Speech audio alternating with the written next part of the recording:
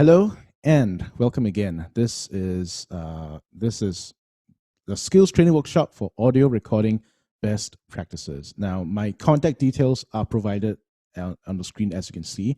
But don't worry, you're going to have a copy of the slides, so you're going to be able to email me. You can send me a DM on Instagram, or you can even check out my YouTube channel where I post regularly, and I will respond also to messages on YouTube. So do feel free to send me messages on those channels. The email is best because that's my official channel, and I will truly try my best to get back to you as soon as I can. Particularly if you have a specific issue, if your church, like your ministry or something that you may not want to share, in the open forum, just send me an email and we can talk about it. I promise I won't bite. So tonight's plan. For tonight specifically, I have two sections to bring you through. Now, firstly, I want to cover the basic terminology and concepts of audio recording. This is going to be your foundations. And secondly, I want to switch to, in part two of this on recording on BandLab, I'm going to switch to a live introduction and run through of the software that I think is going to be easy for you to start recording, and that is BandLab. And it's purely online. There's no additional hardware to buy except for an audio interface. There's no additional software to buy. It's all online. And best of all, it's free, so that's the best thing. This is what you see on screen right now is stuff that I have covered before in previous webinars. Now, I'm not going to cover them here, but what I've done before with other webinars is that I have covered the background processes to set up a production workflow for church recordings, both for the band and for the choir. And if you're interested to watch those, I'll be providing a link to the previous webinars. All right, so don't worry, you don't need to copy all this down. Don't be furiously taking notes. All this is in previous webinars that you can watch. Now, I won't be sharing too much of the content from the previous webinars, but I want to reiterate a critical point about the background processes. The essence of recording and doing a recording, embarking on recording projects like this for your church, for your ministry, the essence of it, if you want to distill it down to the bare minimum essence, is that everyone must record to a backing track. Okay, it is virtually impossible to get your singers and musicians in sync if you just send them a YouTube video link and expect them to send you back perfect results. Your band and your production team must think like recording artists in the studio. So that means they should expect a click track. They should expect a tighter degree of control over the arrangement. If you want to do free worship and if you want to like have Holy Spirit moments, that's fine, but you need to work it into the arrangement. You need to work it to a specific duration, and you can't just off the cuff do something different from the arrangement, because this is a pre-recorded. Everything's kind of on a time crunch. Everything has to be within that 4 minutes, 4.5 minutes, no matter however long the backing track is. And last but not least, they need to be very well rehearsed with the song before they hit the record button. I implore you, and I'm certain, and I think you may know this already, this is not an easy task. And I want to encourage you that if you feel that this is difficult, if you feel this is a very hard mountain to climb, I can sympathize, I understand, and I tell you it's okay, because not everyone has gone to a recording studio environment before. Certainly, it's been 6 months. It's been more than 6 months actually, since April last year, that my church has embarked on pre-recording for our worship music, and it looks like it's going to stay for the long term. And when we first started, all of us, Gabra, Zebra, and all of us were all over the place. We didn't know how to get things done, and particularly because in Singapore the circuit breaker happened really quickly, right? So we had no chance to buy equipment, or rather we had no chance to go to a shop and peruse the equipment.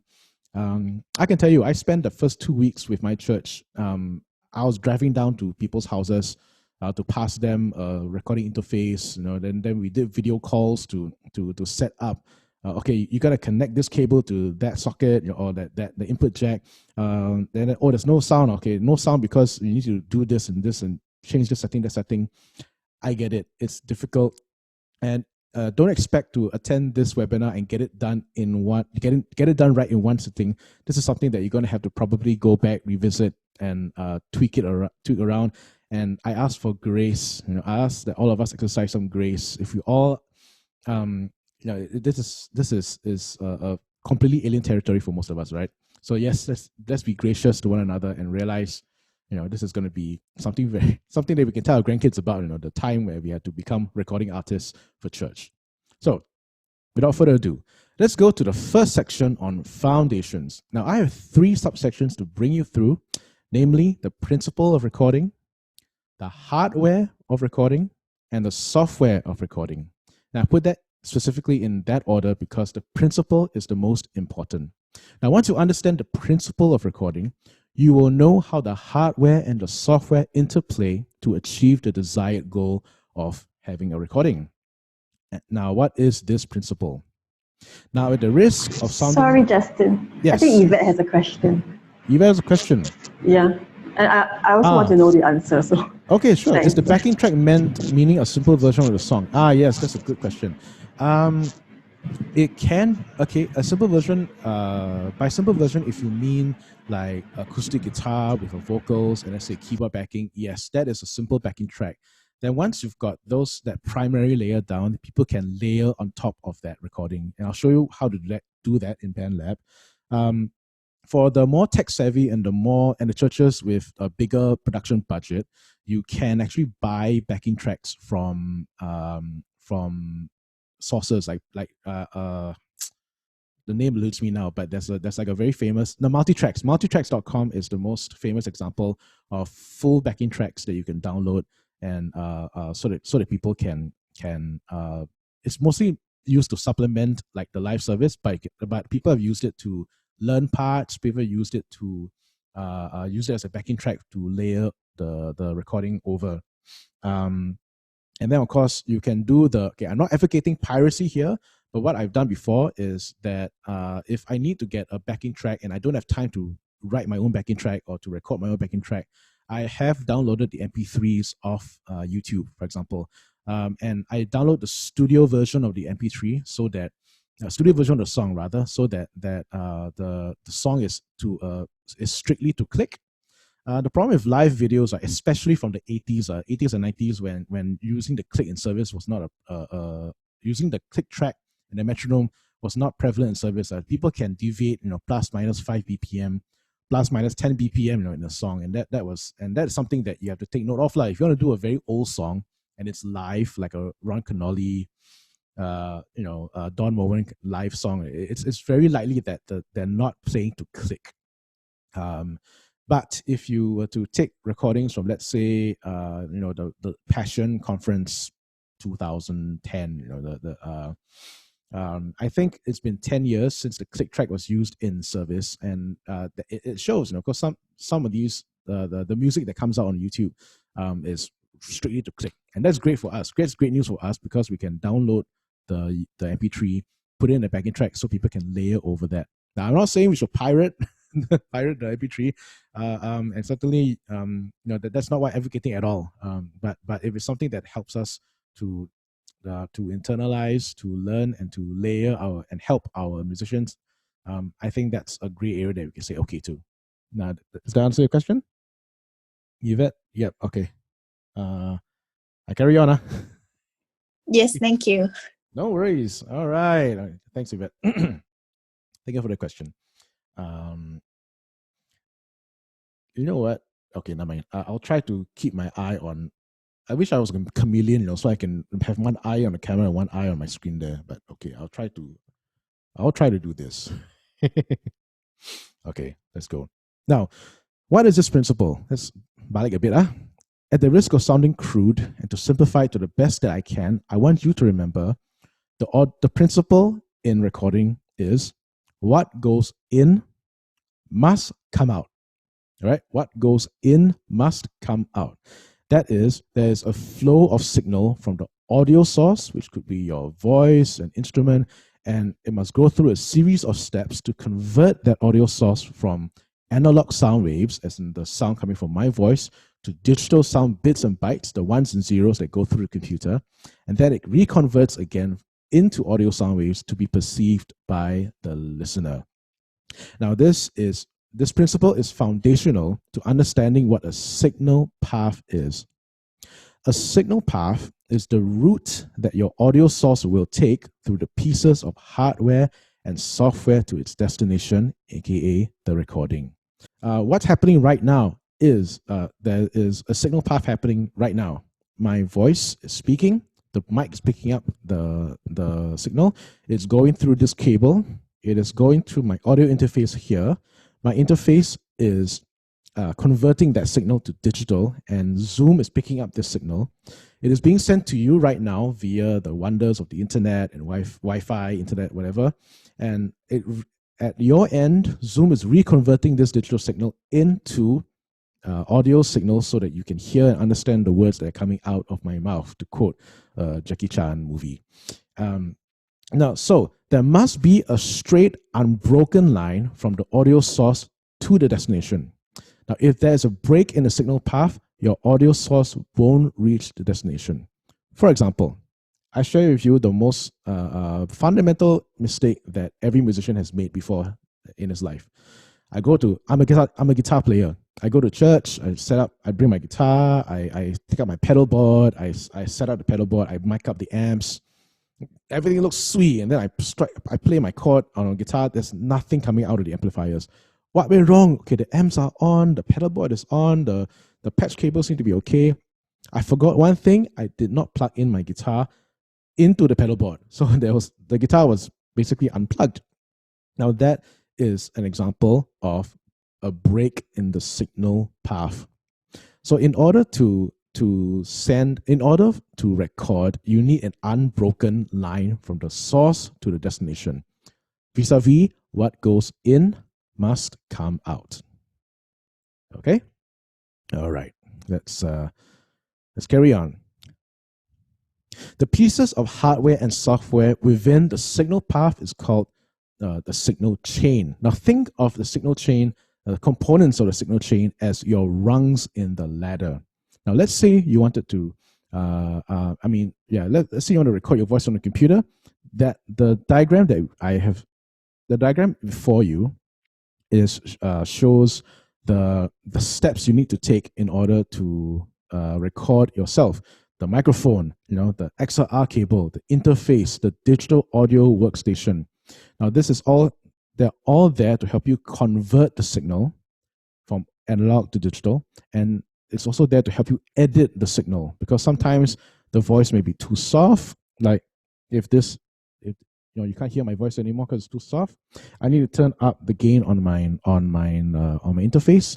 Same thing happens on the computer. If your signal is too soft in the computer, you can still edit it in post-production to raise up the volume of that signal to make it audible. Now, I can almost hear you say through this, right? I can hear you thinking, this sounds a bit complicated. No, is there something easier? Yes, there is something easier. You can use mobile devices to record, but there are some limitations. Typically, the microphones in mobile devices, your phone, your tablet, they're designed to prioritize the speaking voice to a small receiver. Now, that means that the microphone by itself is going to record a there's a very distinct mid-peak, a mid-spike in the EQ. And if you think of the EQ spectrum of sound, right, the phone's microphone naturally has this big distinct peak that helps it to be audible through a small receiver. Right? That's by design.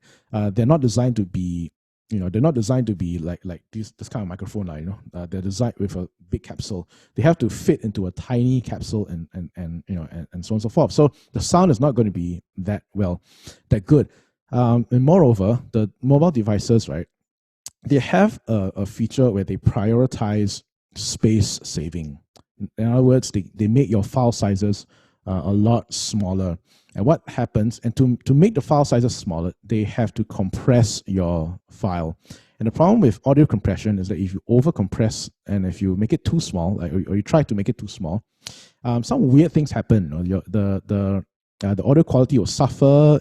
It sounds a bit square-ish. It sounds a bit like fake digital. You can get weird stormtrooper transformer sounds like in the background. That's the weird stuff that you get. from a device that prioritizes space saving. All right. Now, at this point, though, I want to emphasize the most important point for tonight. All right.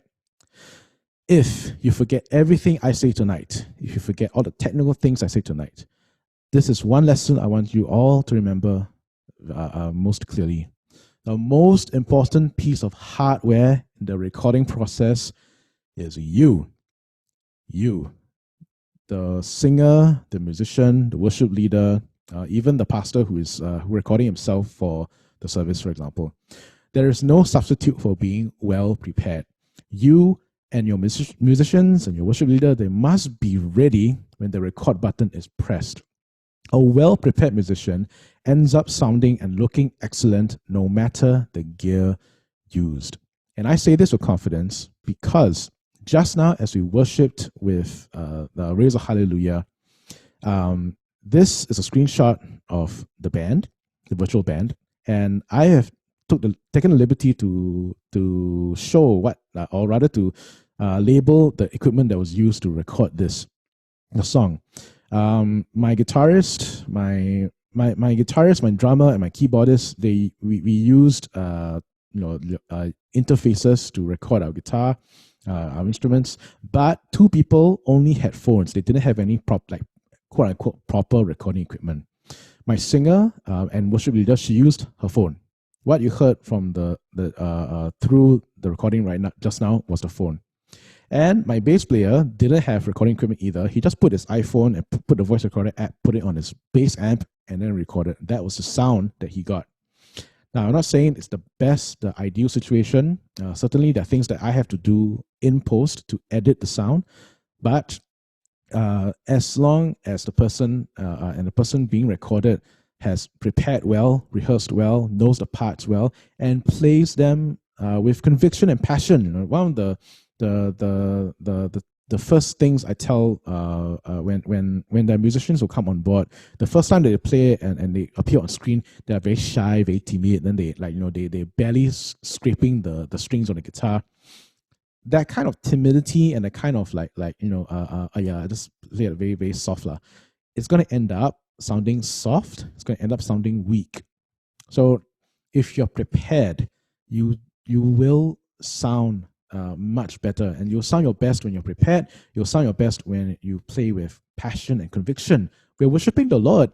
Let us put in our heart and soul into this. Let's remember that we are ushering the people into God's presence, despite the online digital medium. And so again, the most important piece of hardware in this process is you.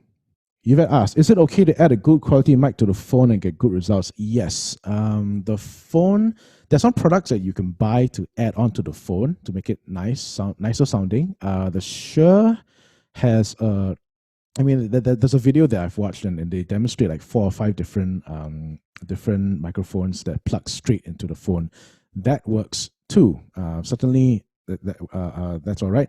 I have a Rode Video Micro that you can convert using like adapters, and that sounds all right. It doesn't sound the best, but it sounds all right. But even right now, right, you can use some of these microphones have USB-C capability, and if you're using like an iPhone 12 or like I don't know what iteration of Samsung right now, but if you're using a USB-C phone or something, a more modern phone than mine, certainly, you can directly connect the microphone to the phone. And that's perfectly fine. Of course, there's a cost to that, so you cannot avoid the cost. Some of these microphones can cost upwards of $200, $300. The microphone that I really want to buy, the Shure SM7, is a $600 microphone, and it's a beautiful sounding microphone, but it's so expensive. so for now, I'll make do with my little microphone right here, right now. Right now, at this point in time, I want to show you some hardware and make you all are familiar with some of the terms. And for those of you who already know, let's be gracious to those who don't know. When you are recording, you are essentially you'll encounter 2 types of devices. You encounter microphones and you encounter instruments.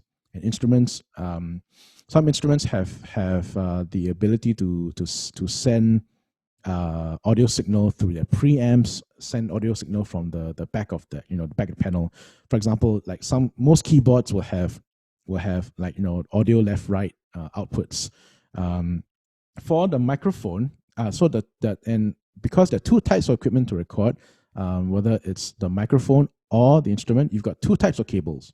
You've got the microphone cable and you have an instrument cable. Now I'm going to show you these right here, right now. This is the XLR cable.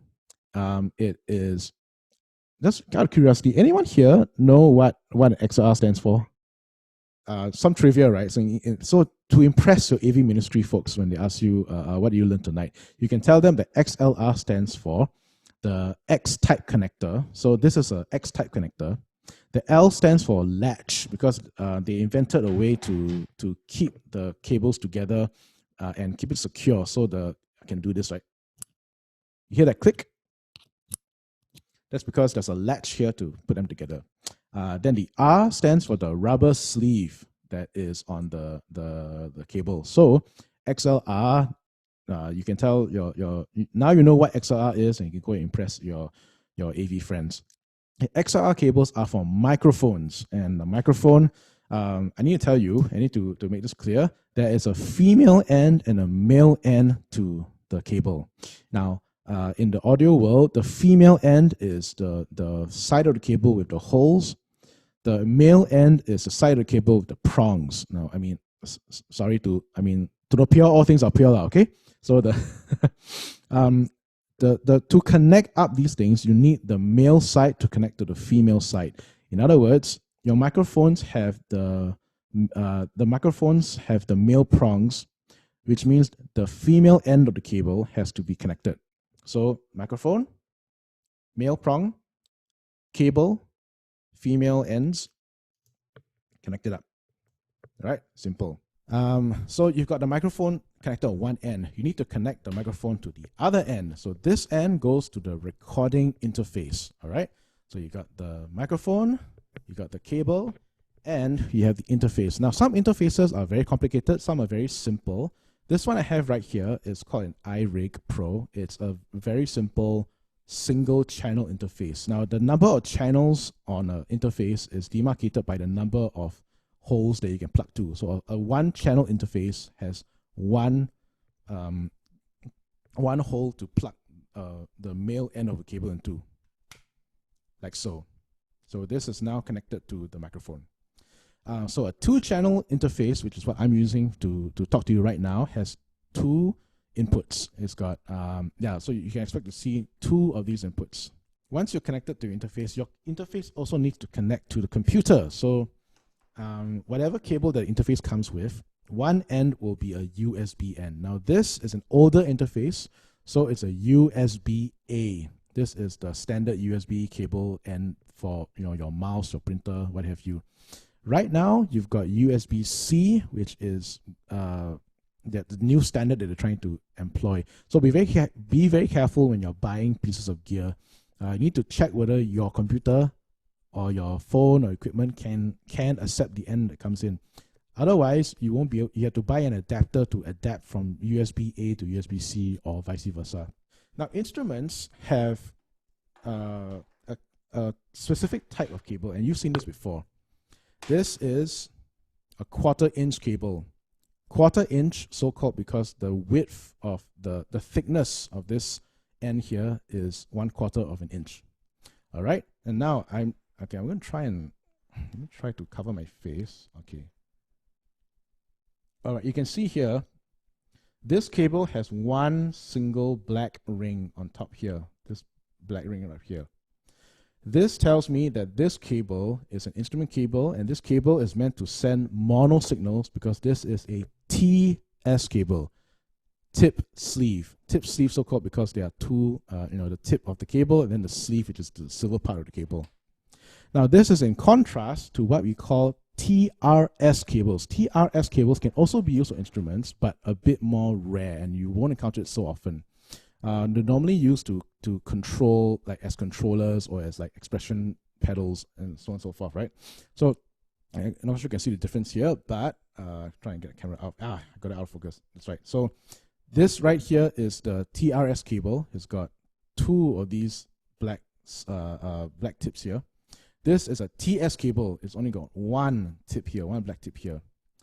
For instruments, to like you want to connect your keyboard, your acoustic guitar, your electric guitar, use a TS cable. This one here with the single black ring.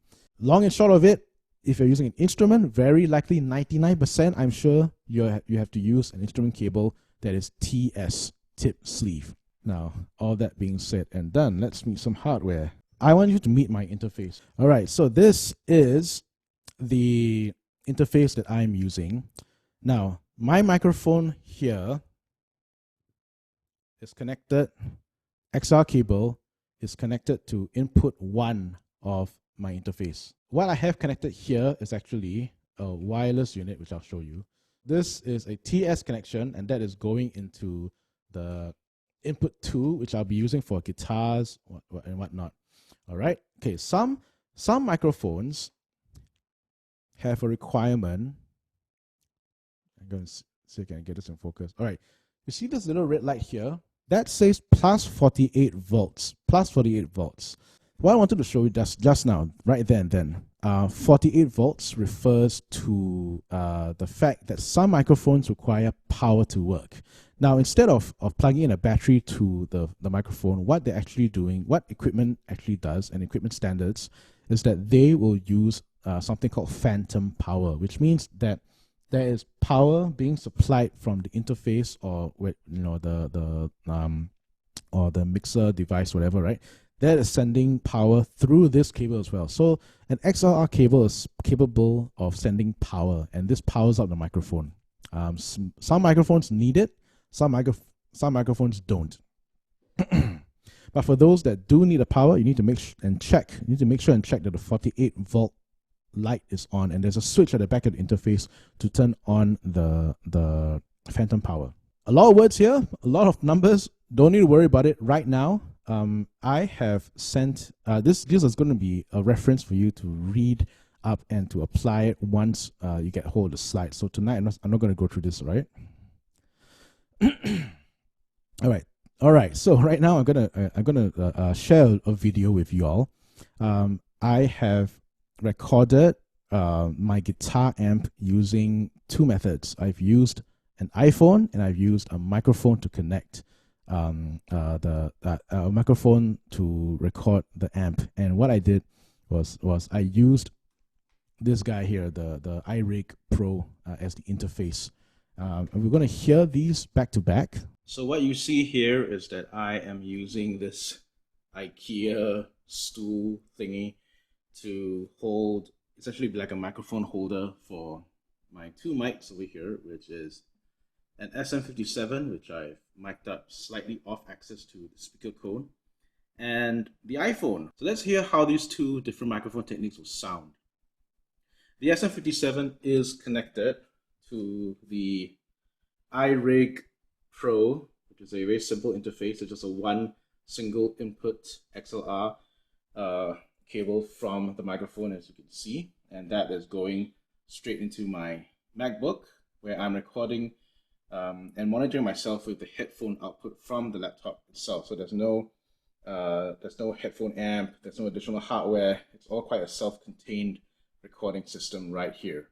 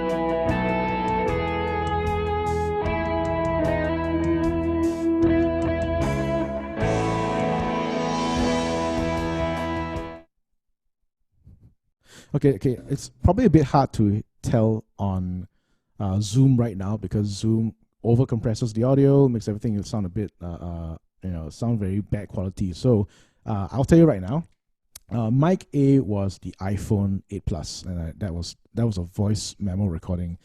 Mic B was the SM57, the quote unquote proper microphone for recording a guitar amp. And the reason why mic A sounds loud, okay, so I didn't do anything I didn't treat the recordings at all. I just raised them to the same perceived volume. And the reason why mic A sounded a little louder than mic B was because of that thing I told you about. Phones have this inherent mid-frequency bump feature, so it is extra audible in a big mix. Now the trade-off, because the mid frequency spike is so large at I think it's at 1500 to 2000 kilohertz, that particular mid frequency range, right? That bump there, it's so spiky that it sounds a bit nasally. So there's one thing to take note of. When you use a phone to record yourself, you're gonna sound a bit more nasal. And that's not your fault. That's the design of the microphone. Now, mic B is a bit more balanced. Mic B didn't have that big nasal quality. It was a bit more flat, but it still had a bit of a mid spike, but it was a low mid spike, 400, 500 hertz. That is characteristic of this microphone. So every microphone has its own characteristics. Some microphones are darker, some microphones are brighter. One microphone that I'll show you later, hopefully I can show you later, is the Rode NT1A, which I use for vocals. And because I use it, because it's a bright microphone, my voice is quite dark and quite low. And I balance it out using that particular microphone. So that's the danger of getting into recording, right? Because the more there's a rabbit hole of gear that you start to buy, I want mic A to do this, I want mic B to do that. You don't have to go down this rabbit hole. You can get the absolute bare essentials for you to be functional in ministry, all right? Which leads me to the cost, all right? The slides here give you an indicative cost. It's not like absolute cost, right? But it's all just approximation. And you can go back home to have an indication as to how much this will cost you. Suffice it to say, it can get really, really expensive. And this here is actually a very, very low estimate of the kind of cost that you might incur. All right. Particularly, this is just for audio recording. So that's the microphone, interface, cables, etc. That's not counting the guitars, the amps. If you're a keyboardist, that's not counting your keyboard. That's not counting the other pieces of gear. So, but just to allay your fears, I didn't spend this kind of money on. I didn't spend this kind of money myself.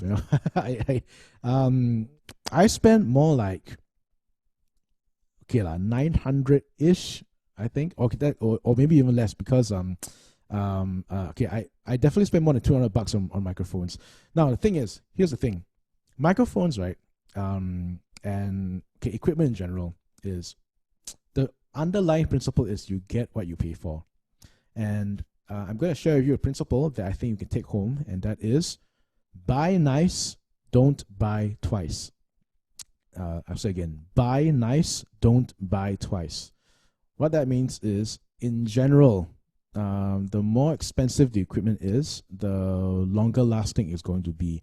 Let me share an example. I have, when I used to be like a semi full-time musician, and my band bought we bought a portable sound system because we were doing wedding gigs. The free microphone that came with that sound system, when we used it it broke within 3 months of us getting the sound system, because we were on the road that often. In contrast, that was probably a $30 microphone. In contrast, this SM57, I've had it for the past 12 years, going 12 years now.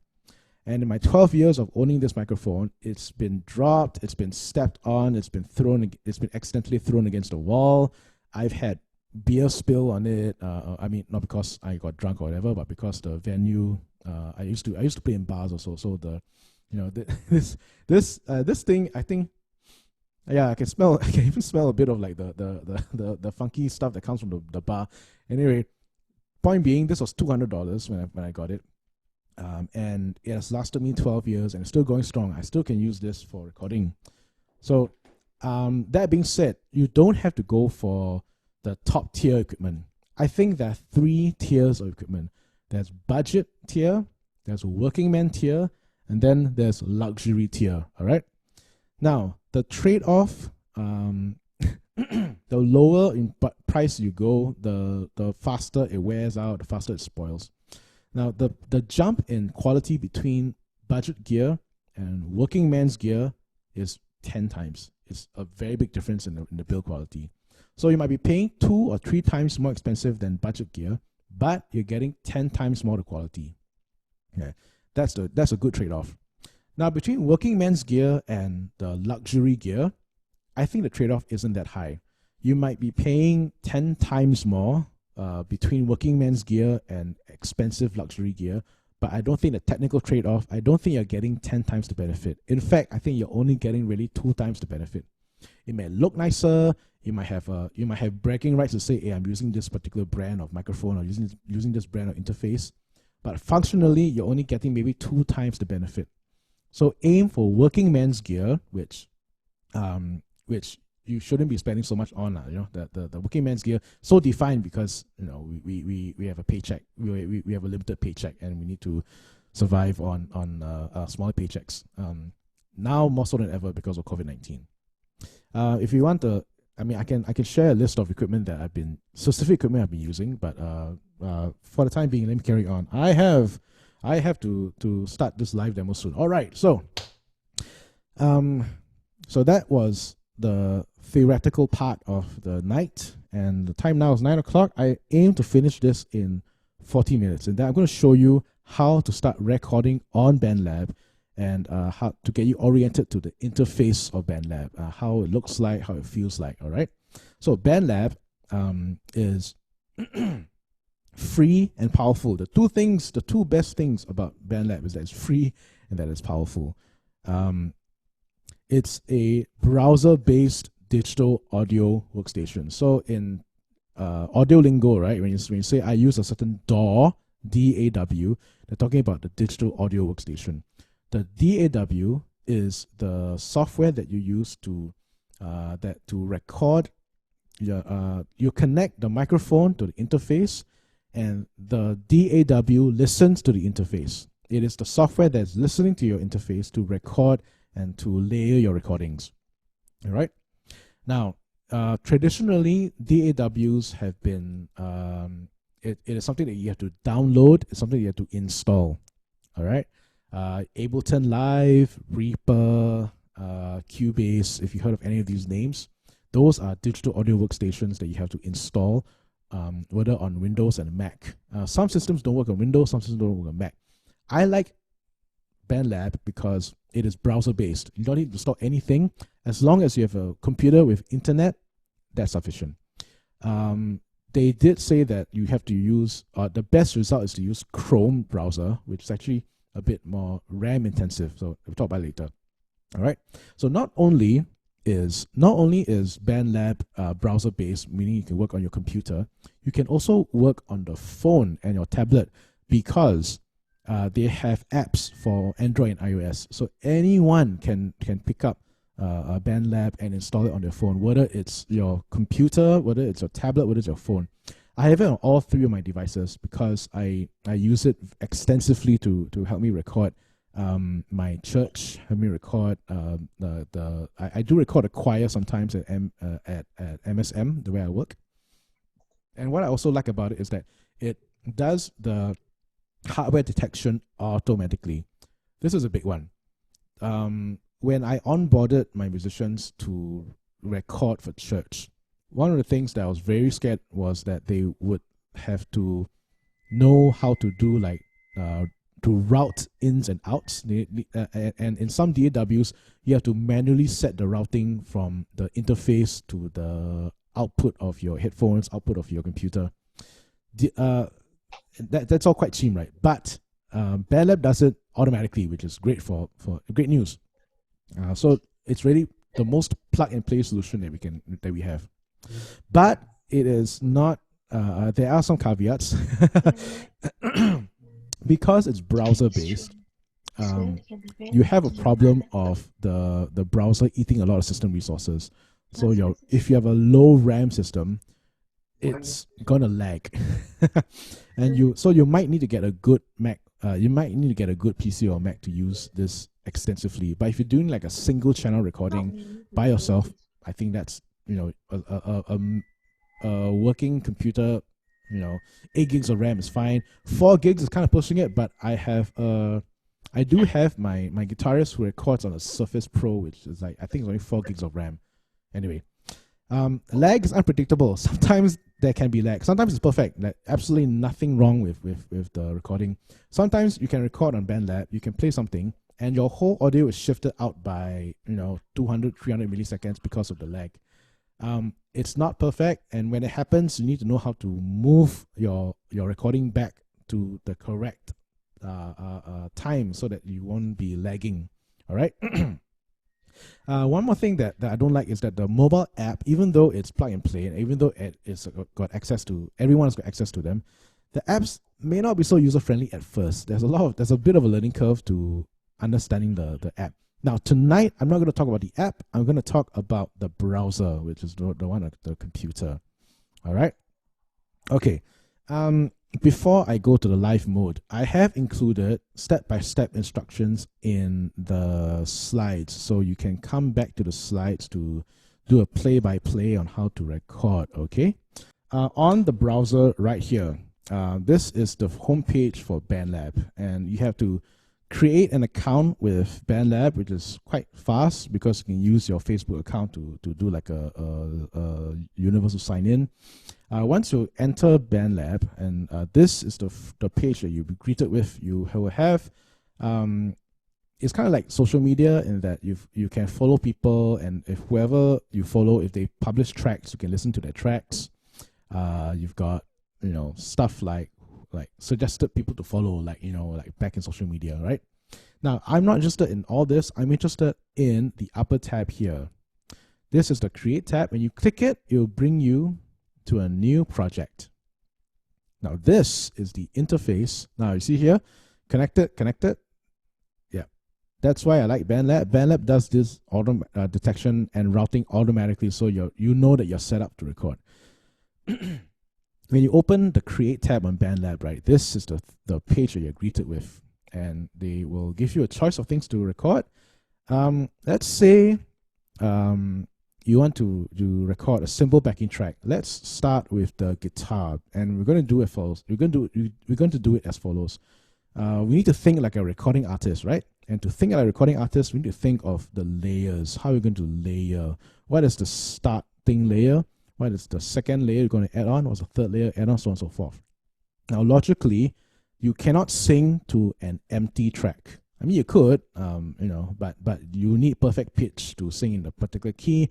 You need perfect rhythm to know when the chords are changing. So, logically, you need to record a rhythm track first. So, I'm going to add in 2 things to help me with my rhythm, help me with my pitching, help me with the atmosphere, right? So, I'm going to add, first and foremost, okay, you don't have to do this.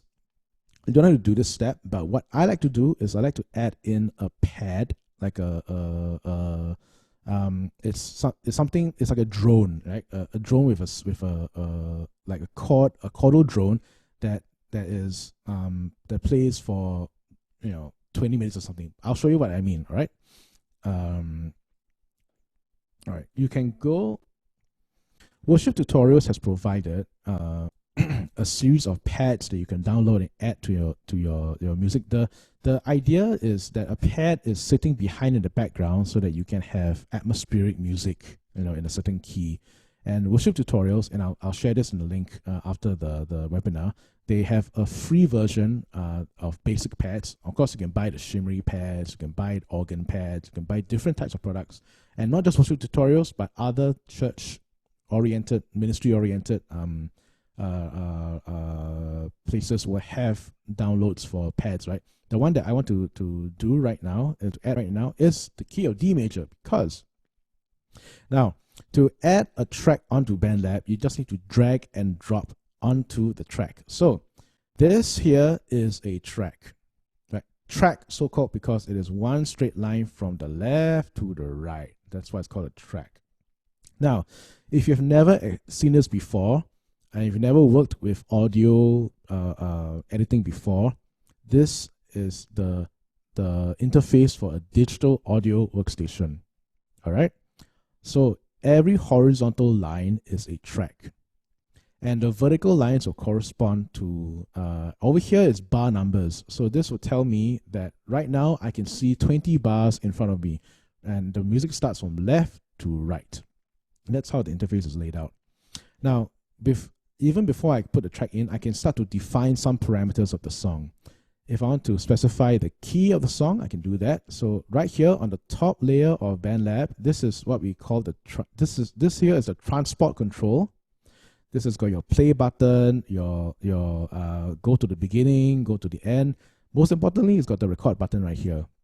Okay, this over here shows you how much time has elapsed from here to here.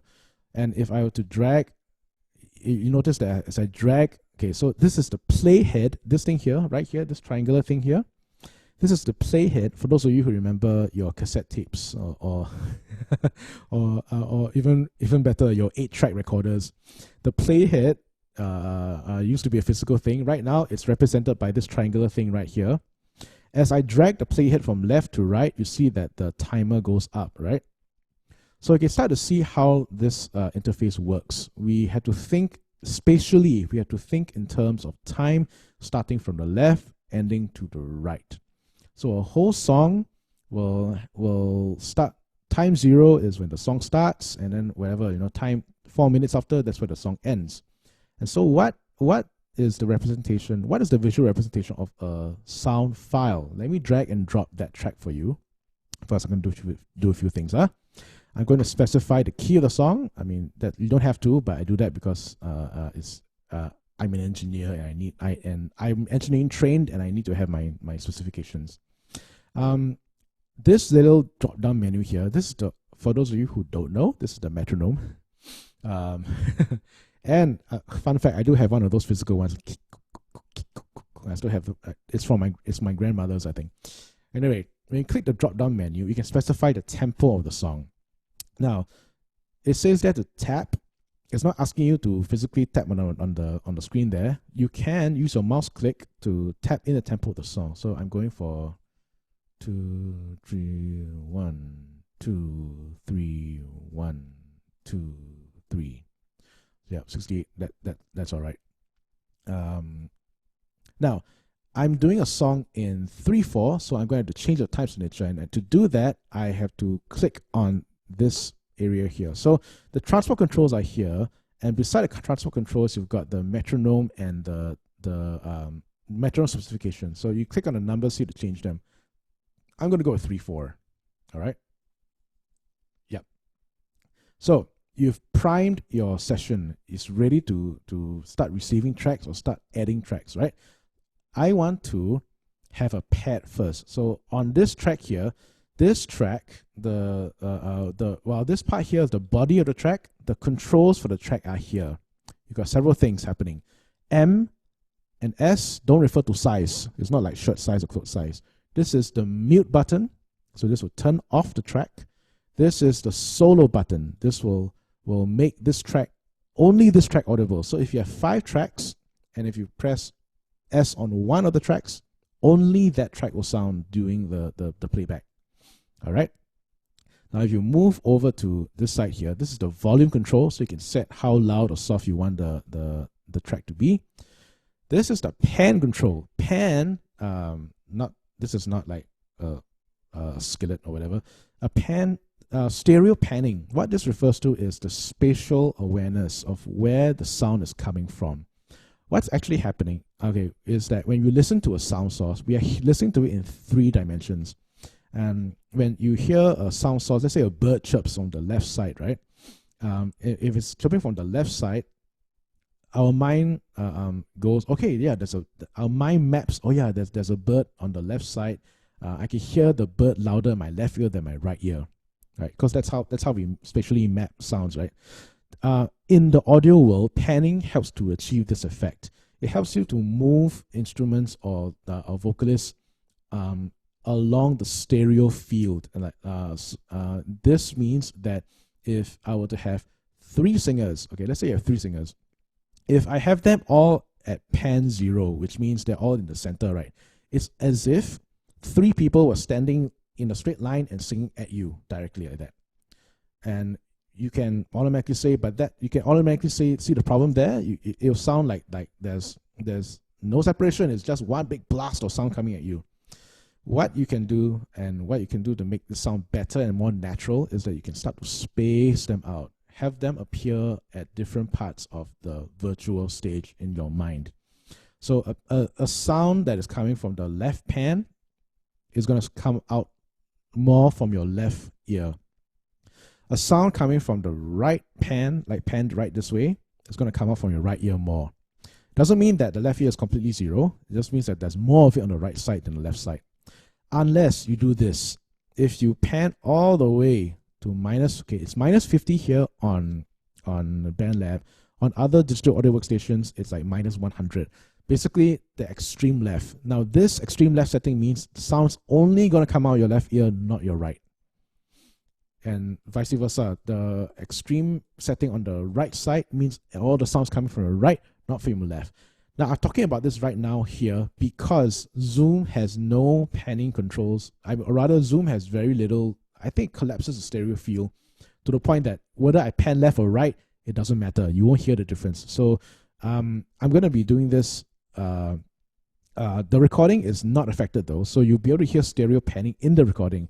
So I might not be able to make much sense right here with panning live, but at the playback, when you can watch and review this, you'll be able to hear what I mean when the sound is coming more from the left side or the sound is coming more from the right side, because I'm panning left, panning right. Just to let you know here, okay? In case you're wondering, hey, but no difference say when you pan left or pan right. Okay, so all that being said and done, what has happened? Yep. Okay. I dragged and I dropped a sound file onto the track here. So you can see this is time 0, and this is the if I zoom out, you can see that this actually is a very, very long file. I don't need the file to be that long. I'm going to cut it down. Now, on each of these audio files, whatever you record onto BandLab, you can manipulate how long the track is going to be. And you do that, and you can make a track longer or shorter. Actually, no, you can make a longer track shorter by means of these little buttons here. You see how this has a little bracket and arrow, a little bracket arrow here? This basically means I can begin to crop the audio, right? If I don't want the front, I can crop it out. I can crop out the front. Now I don't need the back to be so long, so I'm going to crop the back, and it's a very short song, so I'm just gonna a very short demo. So I'm just gonna have, I'm not even gonna get 30 bars or something, right? Okay, so let's say 35 bars. All right, I am going. Okay, this one is going to be a bit more advanced. Also, don't mind me. I'm just gonna make this fade out a little bit first. Okay.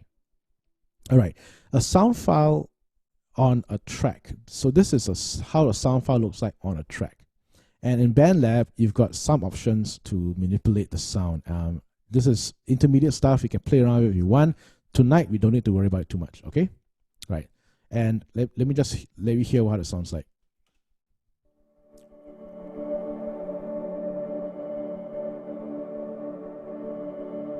And so notice how I said I wanted something more atmospheric.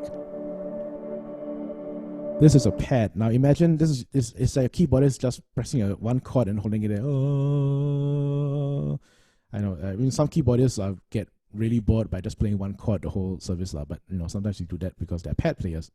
Now to help me recognize this is a pad, I can rename the track. So over here, I can double click the name and I can start to type in. I can change this to keyboard pad. All right, so that's just the base. That's just the pad layer. Now I'm gonna start adding on things and to create a track, right? To create a track, to add a new track, Now I'm going to add a guitar because I want the guitar to give me the chordal information. I want the guitar to give me the rhythm information. So actually, you might be asking, how come there's different, why are there different icons? Even though they're all like just basically sound files, right? Now, in BandLab, right, there are different effects for different types of instruments. So the voice instruments, the voice or mic type of track will get the voice mic type of effects. The guitar track will have options for M simulation. You can put overdrive, distortion, delay, etc., that you cannot apply on the voice, on the vocal track.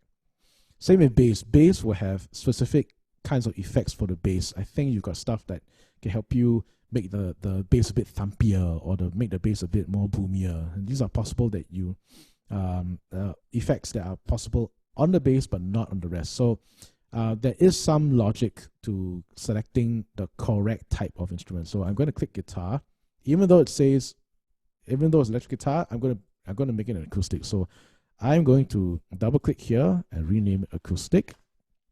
Okay. Now, when you add a track, I said before that BandLab automatically detects the inputs, the interface, and that's good. So right now it is listening to my Steinberg UR22, which is the little guy over here. Okay. Now you can change the input to, if you've connected to different types of interfaces. Let's say a key, like I don't know, like I'm a guitar player. I have a Line 6 Helix, which is which is like my modeler, and that has a USB interface too. So if I have it plugged in, I can select that as an interface. So, but for now, it's a Steinberg UR22, and that is it. That is the correct one.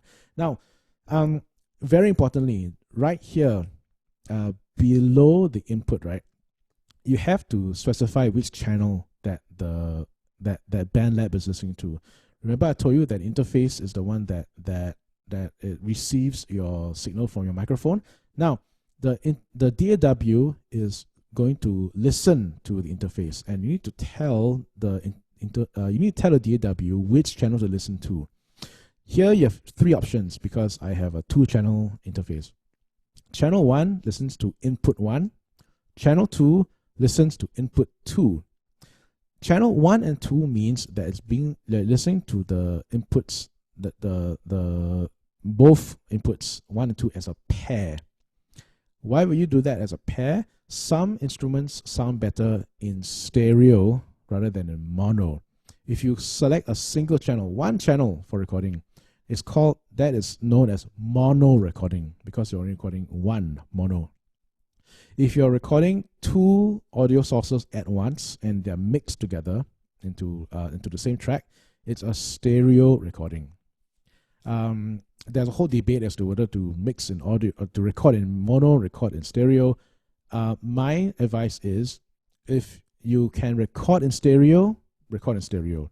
That means your keyboards, if you can record stereo, that's great. That's actually much preferable, because keyboards, some keyboards have spatial information written in the stereo field. So some keyboards, right, if you connect them in stereo, the left hand comes out the left speaker more, the right hand comes out the right speaker more, and that just gives for a bigger sound and might be a bit more natural sounding. Of course, you don't have to do that. You can record everything in mono, and that's probably fine. It's just different. It really depends on your mixing methodology. Some people love to mix in stereo, like me. I like to mix in stereo. Some people love to mix in mono, and this is a point of learning. It's a point of preference. If you prefer it, go for it. But for guitar, my logic is, if the guitar is my guitar has a mono output. It's got one output from the preamp. Therefore, I'm going to record it in mono. And so channel 1 right now is connected. Channel 1 is connected to my microphone, which is incorrect because I want it to connect to my guitar. Point of order right here. If you are not getting the sound, if you're not getting, let's say, okay, let's say I wanted to record. Let's say I wanted to record like the microphone, right? And there's no sound coming out. You see the volume meter here it's not peaking at all, and there's no signal coming in even though I speak louder. So like, what's going on?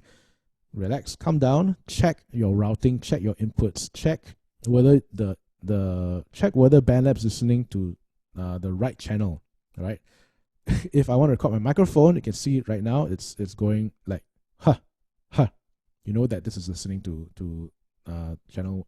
You know that the interface is listening to the right channel. So if something's not working, may not be the hardware fault, may not be something spoiled. It may just be that something is not looking at the right place. Remember, unbroken line from start to end. So my guitar is on channel 2.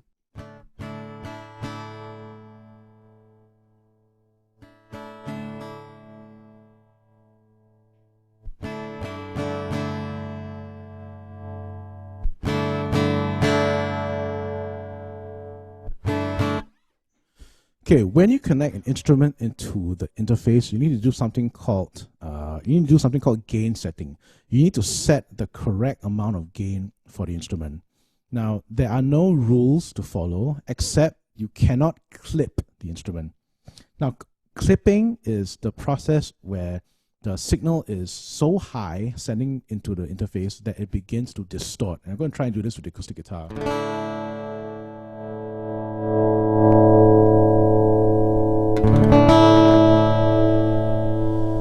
Can you hear that big hissing sound, and and if those of you looking at the screen, you will see that the input really went to the red and started to like stay there, right? That tells me that the signal is way too hot, so bring it down. And you adjust this by turning the gain knob on the interface. Go back to the slides that I will send out later, and then you will know what I'm talking about when I say that we are adjusting the gain knob.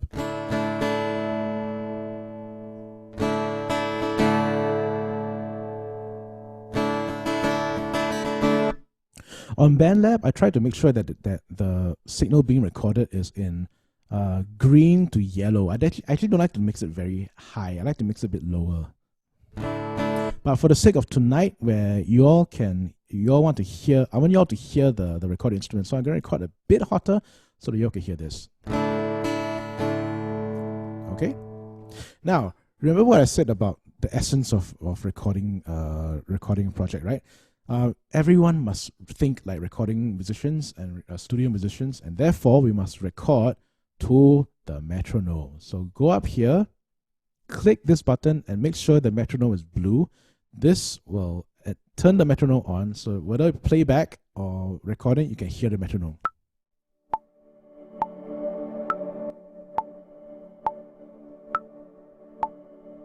In fact, I'm going to turn the metronome volume a bit louder.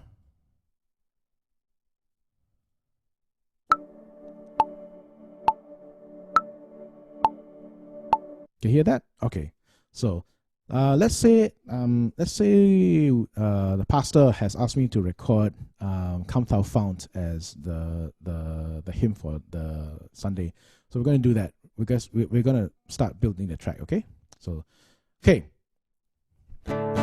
You have recorded. You have connected your guitar. You have made sure that interface can see it. One thing I forgot to do: tune. One thing I like about BandLab is that it's got an inbuilt tuner. So you don't even have to buy a tuner, external tuner. Yo. This is what happens when you leave the guitar in the aircon for too long. Yeah, I'm sorry, guitar.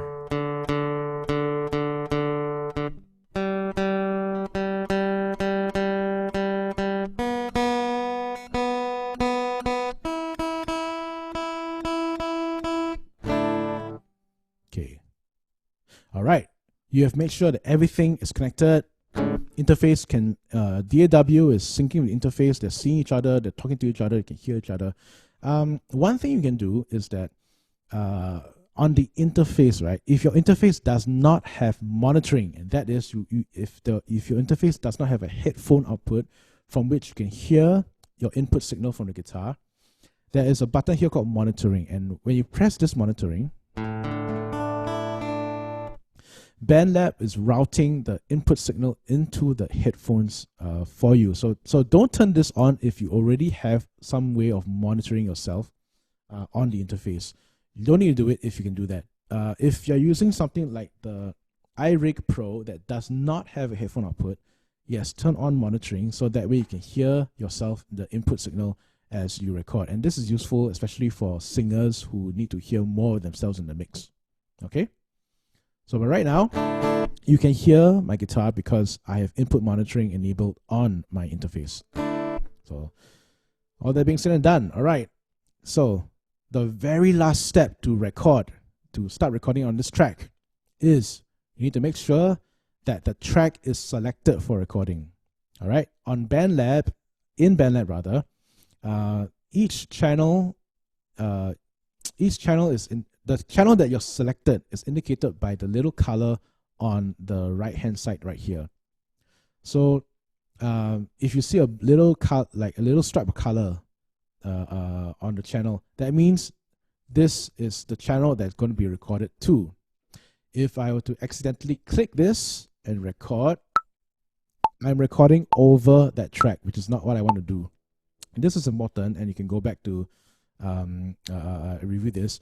This is important because there have been some times my band members have recorded over entire tracks without even knowing it because they selected the wrong track before they hit the record button. So very important, very important. Go back, review this 10 times, and let it sink into your subconsciousness. Check that the correct track is selected. Check that the track is selected by the color on the left on this side of the track. Okay, all right. You are now ready to record. When you press this red button here, the DAW and the interface will start to listen to you and start recording. Let's go.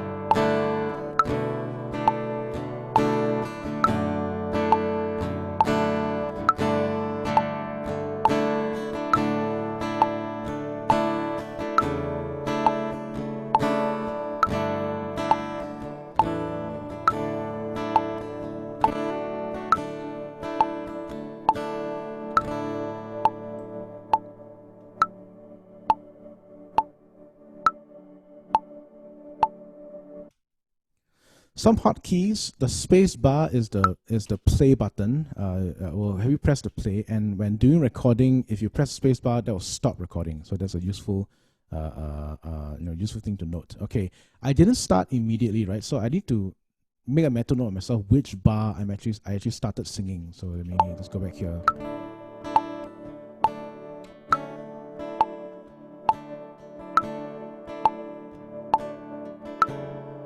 Okay. I heard that A on C sharp on bar 6, which means that this bar 5 is when I have to start singing. In other words, I got a 2-bar intro of D major. Okay, so mental note to myself, don't start singing until bar 5. All right, so let's say you finish recording that guitar track. Let's add a vocal track, and to do that, I'm gonna go back. Okay, so right now you've done with one layer, you've done with one track. Once you're done with that track, let's start to layer on top of that with an extra track. So let's go to add track here. Let's go to voice because I'm going to sing and you all will be able to hear my terrible vocals. So I'm just going to put vocals over here. Mental note, bar 5 is when we start singing. Double check again. Okay, so right here, I'm speaking to you with this microphone at this current gain setting. It's a bit hot for vocals because you can see right now on the screen that the red is currently peaking, and that is telling me that there's too much signal coming in. One thing about microphones is that you have to be aware of two things. Number one, the closer you are to the microphone, the less of the ambient sound you're going to capture, because there's not so much space for the sound waves from your voice to hit the microphone. And the closer you go to a microphone, the more prominent certain sounds are going to be. This microphone does not have a pop shield, does not have a windscreen. So I just did this my microphone. Okay, you can hear that wind sound, right? Because there's nothing to stop the wind from hitting that microphone. This is problematic for certain syllables. The p sound, the sh sound, it's all going to capture some form of wind hitting that capsule.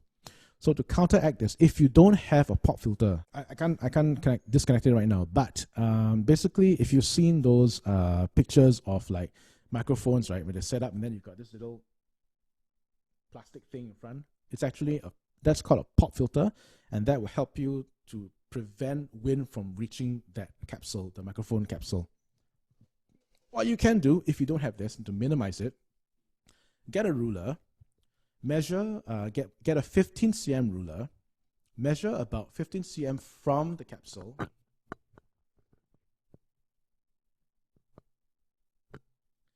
and this is not the best solution, but 15 cm from the capsule is possibly the next best thing. You're gonna get a bit more ambience, as you can hear a bit more echo because I'm not so close to the capsule. But this will have to do for now. So remember all those like 15 cm. Remember all those 15 cm rulers we had as kids. Don't throw them away. They actually come in handy to setting like mic distances. The 15 cm ruler is great for this situation.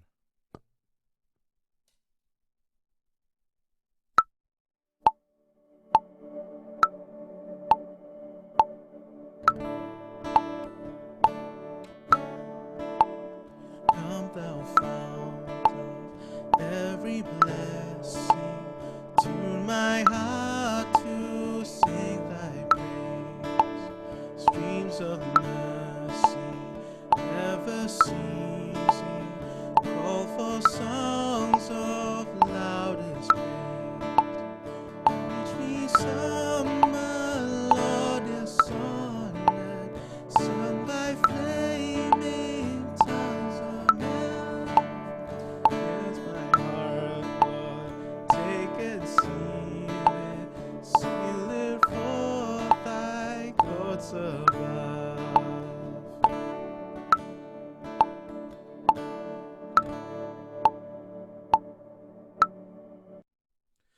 I am an excellent example of what not to do in a recording. Okay, I sang wrong lyrics. In my defense, I'm a very weird guy. I don't remember lyrics at all. I have a terrible memory for lyrics, but I have a better memory for melodies, riffs, lines, parts.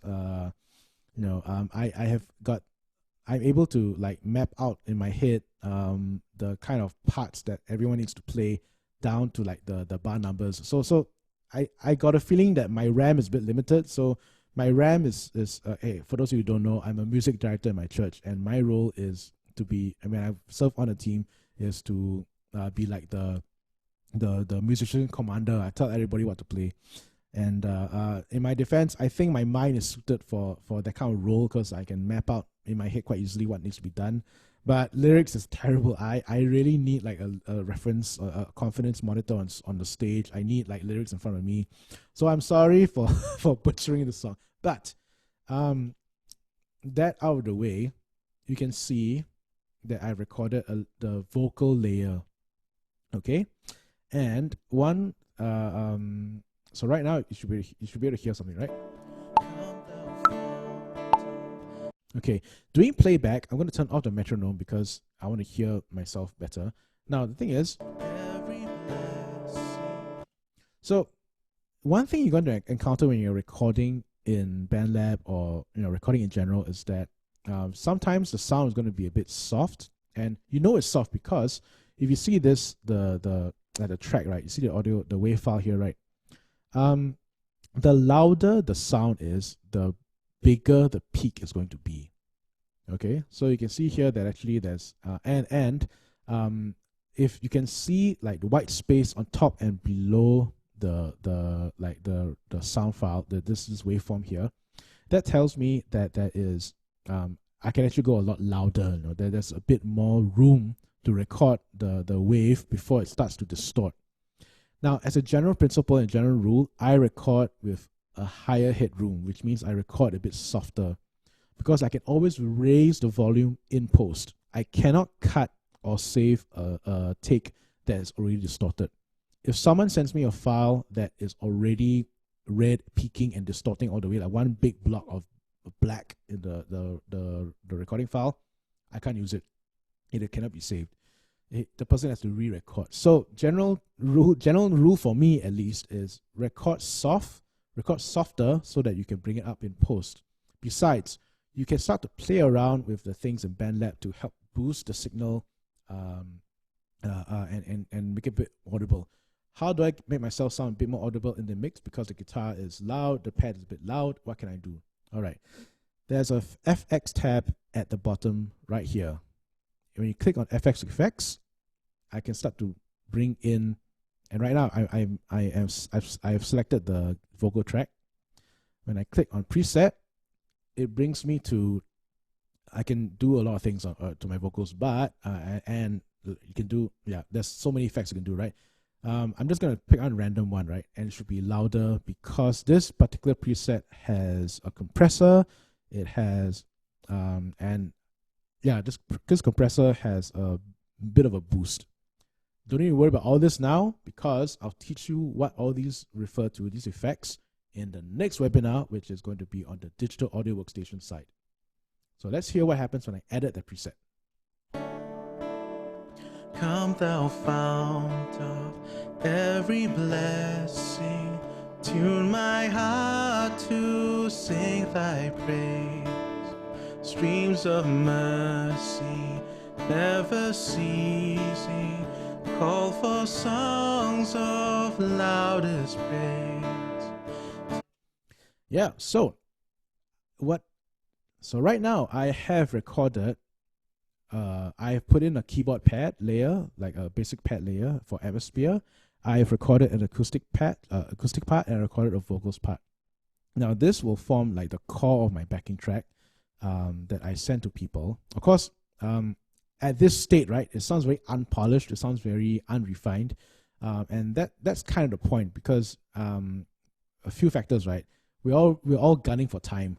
We all have a race against the clock. If I have absolutely zero time, I'm sending out MP3s.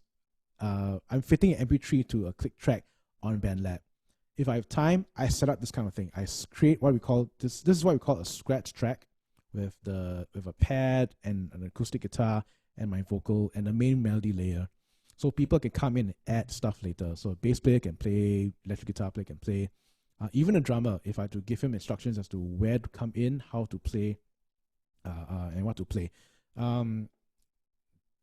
So this is the very basic rundown of how to record on BandLab.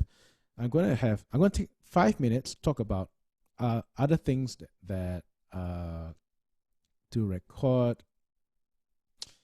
because there are several things that I want you to note when you're going to record various instruments. So let me go down to, okay. Yeah. If you have a keyboard, all right, turn to the back panel and see what's on the back.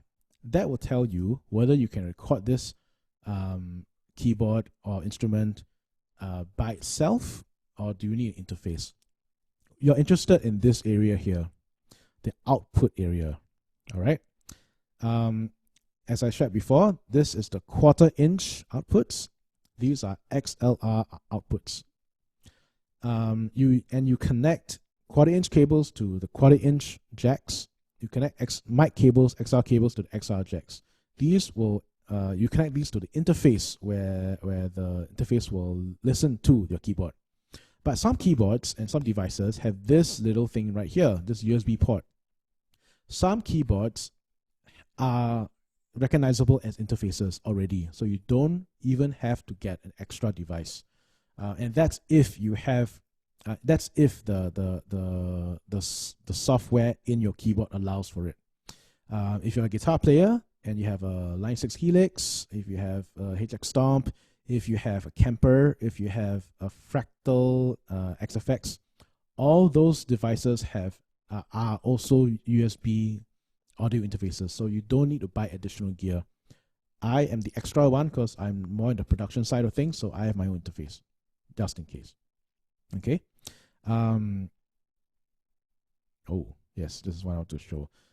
My drummer records. Okay, so I got a few drummers. One of my drummers has a E-kit, electronic drum set, and if you see that little black thing there, that is the audio interface. He is basically sending two cables, two audio instrument cables from the drum module into the interface, which is then connected to BandLab. I think you can recognize the color of BandLab right now, right over here.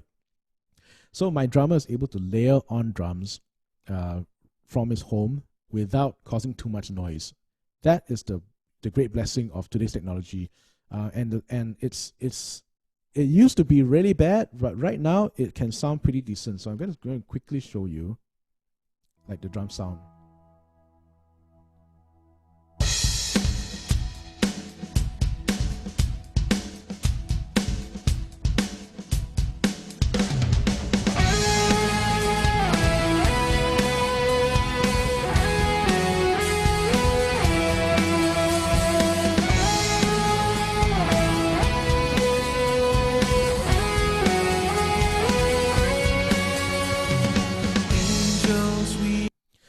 And yes, to answer Yvette's question, it will automatically boost out your voice. Yes, if you use presets. That's if you were to select presets on and add the effects on the voice on BandLab. I don't normally recommend adding the effects because when you record on BandLab, normally you have to send the files up to the audio editor. And when you send files to audio editor and save the project on BandLab, I prefer to have the audio untouched. So no effects, no gain, no weird chorus reverb effects, because I want to treat it all in post-production. But for your own reference, when you are recording by yourself, yes, feel free to play the effects. But note though, effects on BandLab will eat up resources on your computer. So you will reach, if you have tracks, if you have, let's say, 10 tracks and you have effects on all 10 tracks, you're going to reach a point where the lag will start to become even more problematic. Right now, there was virtually no lag with my, and this was the perfect example, right, of like there was no lag with the recording just now because I didn't have any effects on. I only had 3 tracks. But trust me, once you start sending this out to your church members and your ministry members to record, right, you're going to get 15, 16, 20 tracks. And by the time you hit track 15, it's going to be quite laggy. Yeah, if that makes sense. Yeah, but don't worry about the post-production for now, because that, as I said, we're going to be talking about that next week. Okay, this one I can talk about. Don't talk about that. All right, so I'm going to link in the video, in the slides that I'm going to send out. I have a link I have a link to a YouTube video on how to record acoustic drums with one microphone.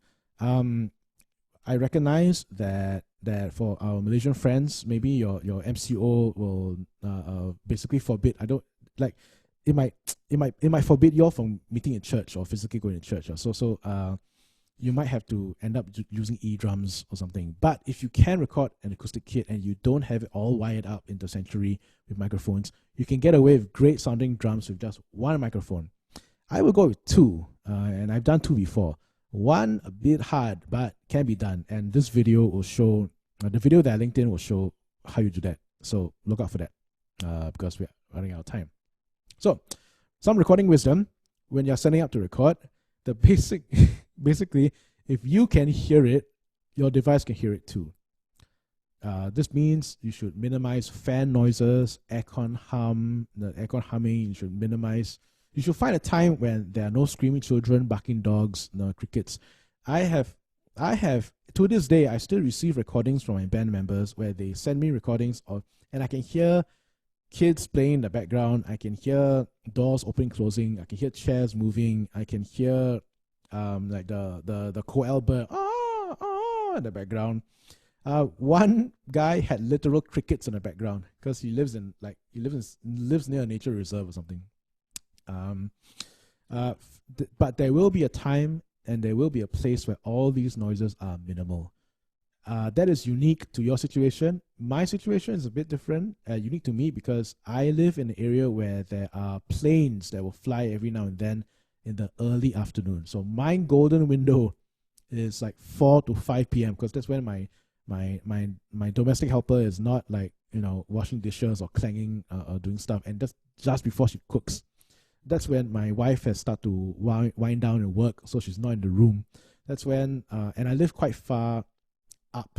I live in an apartment building on like the 20th floor, so I don't get the barking. I don't get the children screaming from the playground, but I do get like someone playing piano from downstairs. So, find a time. There will be a time and a place. Pray for it, seek it, and you will find it.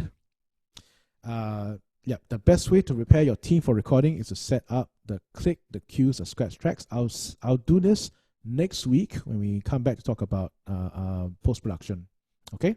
So the click, cue, scratch track, that basically means having a metronome track so that people can mute, raise the volume of the metronome easier.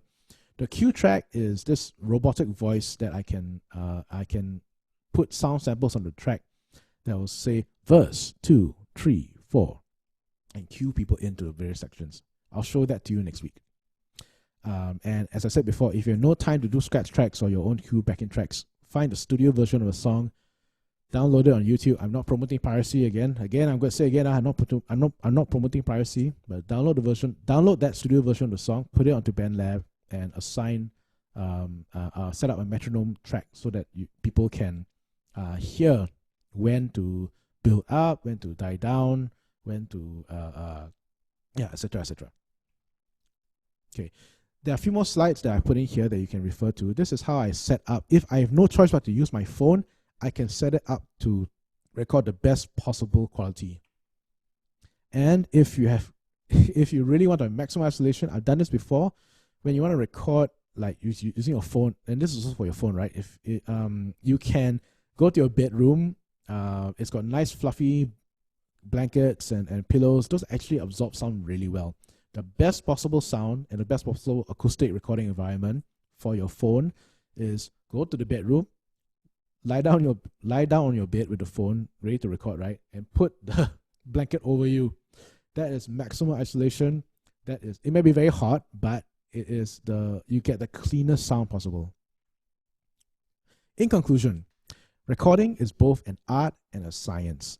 Remember, you are the most important piece of hardware. Prepare well, know your parts well, sing with confidence, play with confidence, confidence and passion, because all that kind of emotional nuance is going to be captured by the recording. If you're timid, if you're scared, if you're unsure of yourself, all those little bits of uncertainty, of timidity, that's going to shine through in the recording. It's really going to be picked up. So prepare well, give yourself the best possible performance by preparing well, worship the Lord as you would, in service. The biggest tip I can give to my, especially when I was teaching my band to record, was that just inject the same amount of passion into recording as you would when you're playing live on a Sunday morning. It's not, you might not be in the sanctuary, but you can worship God anywhere. Right? So be in that kind of headspace where you are worshiping God and you want to give it your all. And that kind of space, the kind of headspace, the kind of posture will give you the best possible audio recording. I think anyway. So last piece of advice I want to give out is recording well, doing a good sounding recording. That takes practice. Take heart. If your mixers sound bad at first, you will improve. Trust me, I didn't I'm still learning things right now. There are things that I wish I could do to change the mixes of my past. But I'm thankful for the journey because it really showed me what is possible with this kind of limited setup. I am by no means a professional audio engineer, but the kind of gear that I've amassed, the kind of software that I'm using right now, there's just such a wealth of resources out there to learn, to refine yourself. So don't kick yourself if it sounds bad at first.